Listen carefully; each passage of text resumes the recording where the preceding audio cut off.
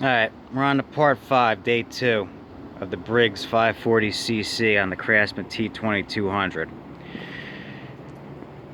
going to clean all this excess oil out of here, clean the gasket material off both surfaces, and then I picked up the right stuff at Advance.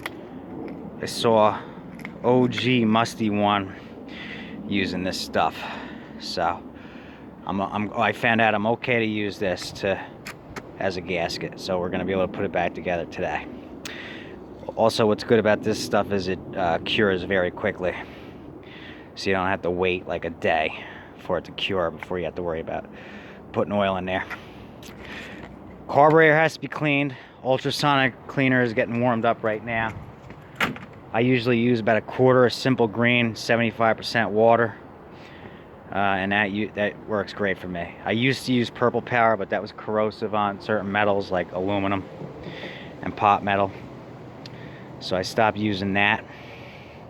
I already checked the torque specs. It's 200 inch-pounds, so when you put the sump back on and then you go in a crisscross pattern to 200 inch-pounds to shut it. And yeah, what else was there? Oh, ideally you would want to change the oil seal and gasket when you do this, but since I'm doing this on the cheap very quickly, I'm not. But if you were working on these on a regular basis, if these were coming in all the time, you would want to stock gaskets and oil seals and change them both. The way I'm doing it will be fine now. So we just want to get her running again. As long as she doesn't leak, she'll be good. So let me start cleaning this stuff up. Get all the excess oil out and everything. Get it all cleaned up right now. Yeah, see, typically you would want to change this seal while you have the motor off, so that in case it leaks, you wouldn't have that problem because you dealt with it already. But I don't have one. But as long as you're careful when you take this off and you don't roll the seal or pinch it, it'll be fine. So, but that's the general rule of thumb. So when you change the gasket, you change the oil seal at the same time. Alright, I cleaned all the contaminated oil out of the sump pan and as best as I could up out of here. Now I'm going to start cleaning the gasket material off. When you do this, you want to get as much of it off as you can without gouging into the aluminum, because you don't want to do that or it'll leak. It could leak.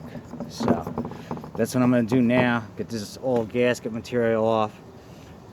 I'm going to put the new cam in, show it, timed properly, and then we're going to close this up and then torque down the 10 bolts to 200 inch-pounds in a crisscross pattern.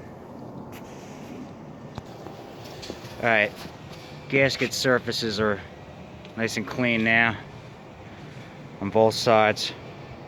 Everything's clean. Let's put the cam in. Make sure you line it up so the timing's right.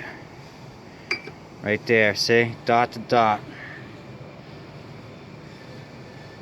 Now I'll put that right stuff on here and close this before the wind picks up and we get contaminants in there. Alright, I got the bead of silicone on. Definitely helps to have a steady hand. They say to assemble this within 5 minutes. It's been about 2. Got the governor back in place as it should be, up against the governor arm.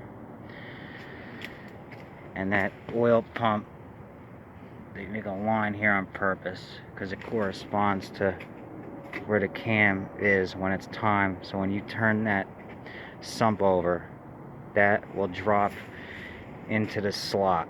So I'm going to do that now, and then we're going to put the bolts back.